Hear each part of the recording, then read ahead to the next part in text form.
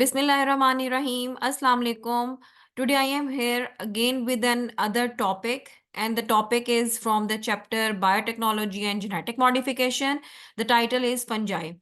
The basic things which are required to be remembered are that the fungi, they are the organisms which are considered as the saprophytes. That is a keyword, आपको ये पता होना चाहिए. Saprophytes are the organism which are the decomposers.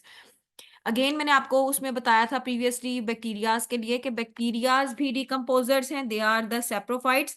They are going to produce or secrete the enzymes out of their body, and they are doing the extracellular digestion. तो जो इनके body के बाहर वेस्ट प्रोडक्ट्स पड़े होते हैं, decomposing material पड़ा होता है, डिकेइंग मटेरियल पड़ा होता है, जो भी ऑर्गेनिक वेस्ट होता है उसको ये डिके करेंगे bye releasing enzymes out of their body. उस ऑर्गेनिक को इनसॉल्युबल को ब्रेक डाउन करके, डाइजेस्ट करके, डिकम्पोज करके ये बना देंगे स्मॉल, सॉल्युबल और इनऑर्गेनिक, और उसको एब्जॉर्ब करेंगे थ्रू डिफ्यूजन. तो सेप्रोफाइट्स आर डिकम्पोजर्स, ठीक है, which are doing extracellular digestion through the help of enzymes. enzymes वही नॉर्मली आपने याद रखने हैं जो आपकी बॉडी में भी हैं. लाइक आपके पास स्टार्च के लिए एमिलेज है, प्रोटीजेज हैं और लाइपेजेस. ठीक है, दैट्स इट. अब हमारे पास जो सबसे इंपॉर्टेंट एक फंगस है, that is the penicillium. Penicillium is the fungus which is use to produce the antibiotic penicillin. याद रखना है. और पेनिसिलिन हम प्रोड्यूस करवाएंगे फर्मेंटर के अंदर. ठीक है जी.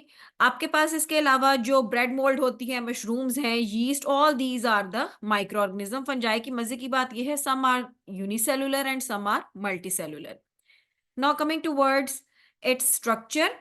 बेसिकली इसका थ्रेड लाइक स्ट्रक्चर होता है जिसे हम हाइफी बोलते हैं. एक थ्रेड है तो इसको हाइफी बोलेंगे, और उस बंडल ऑफ थ्रेड्स को आप लोगों ने माइसीलियम बोल देना है. ठीक है. आपके पास जो हाइफी है, हमारे पास ये थ्रेड्स जो हैं उनको हाइफी बोलना है, और पूरी बॉडी को आपने उसको सारे के सारे को बोल देना है माइसीलियम, कलेक्टिवली उन सबको. ओके. यहाँ पर आपको एक मजे की बात बताऊं कि जो हमारे पास फंजाई है, that is having a nucleus in it. ठीक है. इसके अंदर एक प्रॉपर न्यूक्लियस होता है. दैट्स वाई आप इसको डिफरेंशिएट कर सकते हैं as compare to that of the bacterias. The cell wall is made up of chitin chitin. जो भी बोल लें, बट आपके स्पेलिंग ठीक होने चाहिए. ठीक है. अगेन ये भी पेप्टाइडोग्लाइकेन जो सेल वॉल थी बैक्टीरियाज की, उसी तरह का कॉम्प्लेक्स कार्बोहाइड्रेट है. और एक और चीज एग्जाम के पॉइंट ऑफ व्यू से देखें बेटे, इसमें आपके पास फंजाई के स्ट्रक्चर में ग्लाइकोजन स्टोर होगा. और दूसरा कहाँ स्टोर होता है ग्लाइकोजन? एनिमल के मसल और लिवर सेल्स के अंदर ग्लाइकोजन स्टोर होते हैं. ठीक है. जबकि प्लांट एक्स्ट्रा ग्लूकोज कैसे स्टोर करता है? In the form of starch. शाबाश. ये इसका स्ट्रक्चर दिखाया गया है. मल्टी न्यूक्लिएटेड होते हैं, कुछ सिंगल होते हैं, कुछ में क्रॉस वॉल्स आ जाती हैं, कुछ में नहीं होती.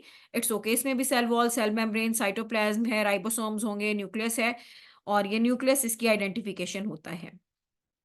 ठीक हो गया.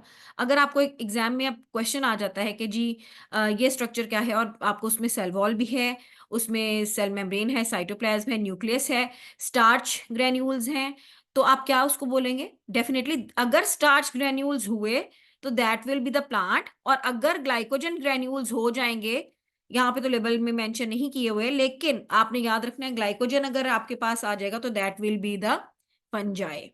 ओके. ठीक है. यहाँ पे इस डायग्राम में आपको ग्लाइकोजन स्टोर्स दिखा दिए गए हैं. ठीक है. ग्लाइकोजन स्टोर्स हैं. ओके. सॉरी भाई. आपने याद रखना है कि बैक्टीरिया ने रिप्रोड्यूस किया था थ्रू बाइंडरी फिशन. शाबाश. और जो फंगस है वो रिप्रोड्यूस करती है थ्रू बडिंग. ठीक है. कुछ फंजाई जो होते हैं वो स्पोर्स भी प्रोड्यूस करते हैं, और जिस तरह से बैक्टीरिया स्पोर प्रोड्यूस करते हैं, तो सेम वो आपको ड्राउट कंडीशन में या ड्रास्टिक वेदर कंडीशन में प्रिवेंट करते हैं उनको. ठीक है जी. नेक्स्ट ये बडिंग ही दिखाया गया है आपको. मशरूम का लाइफ साइकिल करने की जरूरत नहीं है, आपके सिलेबस में नहीं है, बस इतना याद रखेंगे स्पोर्ट के थ्रू कर रहा होता है. ठीक है. दैट इज अ स्लाइड जिसमें आपने देखना है इनकी सेप्रोफाइट नेचर को. एक्स्ट्रा सेलुलर डाइजेशन होती है किसकी? ऑर्गेनिक वेस्ट की या ऑर्गेनिक फूड की. इनके लिए तो फूड ही होगा ना, हमारे लिए वेस्ट है, इनके लिए फूड होता है. और जो एंजाइम्स होंगे अभी मैंने रिपीट कर दिए थे, पहले भी बता दिए थे कि एमिलेज है जो स्टार्च डाइजेस्ट करेगा। अच्छा, जहां कहीं पे बेटा आपने देखना है एंजाइम पूछा जाएगा, आपने लिखना हो तो सबस्ट्रेट जरूर मेंशन करो, सबस्ट्रेट मेंशन करो, एंजाइम का नेम मेंशन करो और साथ में प्रोडक्ट मेंशन कर दो। ठीक है, तो ये सब आपने इस तरह से कर देना है। सेम इसमें माल्टेज है तो माल्टोज में चेंज कर देगा ग्लूकोज को, सॉरी ग्लूकोज को माल्टोज में चेंज करेगा, माल्टोज को ग्लूकोज में चेंज कर देगा। प्रोटीएजेस हैं तो अल्टीमेटली प्रोटीन्स को पॉलीपेप्टाइड्स और अमाइनो एसिड में चेंज कर देंगे। And these are absorb by the, जो सिंपलेस्ट सब्सटेंसेस होते हैं वो हमेशा सॉल्युबल होते हैं और they are absorb by the process of diffusion. Water कैसे होती है, वाटर की मूवमेंट के लिए होती है ऑस्मोसिस। शाबाश। कुछ आपके पास फंजाई जो हैं वो यूज हो जाते हैं मैनकाइंड की बेनिफिशियल के लिए, बट कुछ डिजीज कॉजिंग होते हैं, जिस तरह से ये देखें that is the athletes foot, उसमें दिखाया गया आपको, फुट की फंगस है ये, पोटैटो ब्लाइट है। ठीक है, और ये ट्री के ऊपर फीड कर रहे हैं एज अ पैरासाइट। ठीक है, ये मशरूम ट्री ट्रंक से फीड कर रही हैं एज ए पैरासाइट। तो अल्टीमेटली पैरासाइट्स हमेशा नुकसान पहुंचाते हैं अपने होस्ट को। That is the toad stool fungi. ठीक है, toad stool fungi, that is again toad stool fungi. ठीक है जी, खुद ग्रो कर रहे हैं but they are indirectly, sorry indirectly तो नहीं, directly giving the harm to the plants because उससे न्यूट्रिशन ले रहे हैं। तो अल्टीमेटली जब ये न्यूट्रिशन ले लेंगे प्लांट से तो प्लांट के पास न्यूट्रिशन उसकी कम मिलेगी उसको, that will be causing a disease to it, उसकी ग्रोथ स्टंटेड हो जाएगी। ठीक है, ये बड़ी प्यारी स्लाइड है, मुझे अपनी स्लाइड हमेशा बहुत पसंद है। आप लोग इसका अपना स्क्रीनशॉट ले लो, पिक्चर ले लो, कुछ भी कर लो। That is a comparison of the organisms, bacteria का, फंजाई का, वायरसेस का। और ये मैं अक्सर अपने स्टूडेंट से कहती हूँ कि इसको याद कर लो तो आपको बहुत अच्छा रह जाएगा कंपैरिजन करना, किसी ऑर्गेनिज्म को आइडेंटिफाई करना। ठीक है, देख लीजिए ये हमारे पास दोनों सेलुलर होते हैं जबकि ये ए सेलुलर है। सेल वॉल की नेचर बताई गई है, बैक्टीरिया पेप्टाइडोग्लाइकेन, जबकि फंजाई चिटिन। इसमें तो सेल वॉल है ही नहीं बिकॉज इसमें सेल टाइप के स्ट्रक्चर ही नहीं है। सेल मेम्ब्रेन दोनों में होती है सिवाय वायरसेस के। ठीक है, जल्दी से इसको लुक कर दो, मुझे बताने की जरूरत नहीं है, इसको देख लें आप, that is very much important. ठीक है, इन कंटेंट पॉइंट्स को भी आपने जहन में रखना है कि आपने किस किस तरह से इनको करना है, बताना है। कुछ बैक्टीरिया इसमें देखो मैंने मेंशन कर दिए हैं, साइनोबैक्टीरिया वो क्लोरोप्लास्ट होते हैं उनके अंदर। ठीक है, ओके। हाँ जी, चलें प्रैक्टिस कर लें जरा एक क्वेश्चन की। अब दैट इज बेसिकली अ डाइकोटमस की, आपने आइडेंटिफाई करना है वायरस कौन सा। वायरस में सेल वॉल होती है, नहीं होती तो आपने go to two, two option पे पहुंच जाओ फटाफट। Cell wall is made up of chitin, किस में होती है cell wall, cell wall chitin की, जी बिल्कुल होती है फंजाई के अंदर। शाबाश, okay. Organism is a, organism a क्या हो गया, fungi. Cell wall made up of cellulose तो ऑर्गेनिज्म हो जाएगा, बिल्कुल बिल्कुल बिल्कुल प्लांट्स हो जाएंगे। शाबाश, okay. Cell membrane, cell membrane, अब यहां पर उसने बोला था don't have the cell wall, तो गो टू थ्री, थ्री पे आ गए। सेल वॉल किस में नहीं होती, animal cell, that is the animal cell. ठीक है, okay. And has a protein coat, जी बिल्कुल प्रोटीन कोट प्रेजेंट होता है किसमें, वायरसेस के अंदर, तो organism D is the virus. इसी तरह से ये एक और क्वेश्चन है, in a practical lesson, a student makes the following observation about some organisms. They are spherical, unicellular organisms which are visible in the light microscope. Diameter ये बता दिया. Cytoplasm is present.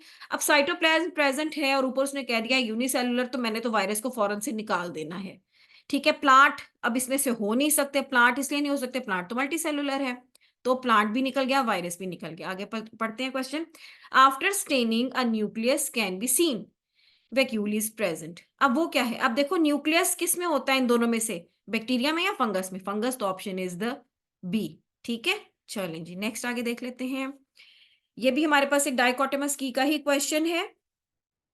A student examined four different microorganisms. She noted whether the microorganism has nucleus, chloroplast, or cytoplasm. She constructed the table below to identify the microorganism. Microorganism has nucleus. अब nucleus अगर उसके अंदर है, ठीक है, okay, nucleus हो गया तो मोस्ट प्रोबेबल आपके पास सॉरी के माइक्रो ऑर्गेनिजम्स बताने हैं। न्यूक्लियस होता है किसके अंदर? फंजाई में, ठीक है। अब अगर आप इसको कंसीडर करो, यहाँ पे इसने वायरस की भी ऑप्शन दी है, प्लांट भी दिया है, प्लांट तो आपके पास माइक्रो ऑर्गेनिज्म तो ना हुआ। बैक्टीरिया, वायरस भी आपको सम टाइम माइक्रो ऑर्गेनिज्म के उसमें हम स्टडी कर लेते हैं इसको। पर न्यूक्लियस किसके अंदर होता है? न्यूक्लियस होता है हमारे पास फंगस के अंदर। क्लोरोप्लास्ट है? नहीं जी, क्लोरोप्लास्ट तो नहीं होते, वो तो होते हैं सेप्रोफाइट्स, डिकम्पोजर्स। तो ऑर्गेनिज्म पी क्या हो गया आपके पास? न्यूक्लियस है उसके अंदर, उसमें ऑप्शन पी उसकी दी ही नहीं हुई। आगे चलते हैं। हैज नो क्लोरोप्लास्ट, न्यूक्लियस है बट क्लोरोप्लास्ट नहीं है, तो ऑर्गेनिज्म क्यों क्या हो गया मेरे पास? फंगस। मैंने इन दोनों को टिक लगा दिया, ठीक है। एक मिनट ठहरो, मैं करके दिखाती हूँ। मैंने इसको भी टिक कर दिया, इसको भी टिक कर दिया, ठीक है। अब जरा मुझे की चेंज करने दो। अच्छा, does not have a nucleus, अब न्यूक्लियस नहीं है। साइटोप्लाज्म है, साइटोप्लाज्म है तो वो आर क्या हो जाएगा? वो जाहिरी बात है बैक्टीरिया हो जाएगा, ठीक है। तो आपके पास उसमें आ गया बैक्टीरियम, ठीक है, दोनों में है। नेक्स्ट आगे देखें जी, अब वो कह रहा है हैज नो साइटोप्लाज्म। तो साइटोप्लाज्म अगर प्लांट में तो साइटोप्लाज्म होता है, वायरस में नहीं होता। तो आपके पास ये आ गया ऑप्शन, ठीक है। तो अल्टीमेटली आपके पास right option will be C. शाबाश। ओके स्टूडेंट्स, इंशाल्लाह ताला नेक्स्ट लेक्चर में हम फर्दर और स्टडी करेंगे। गुड लक टू यू, पढ़ते रहिए खूब सारा, एग्जाम बहुत पास है। ओके, अल्लाह हाफिज।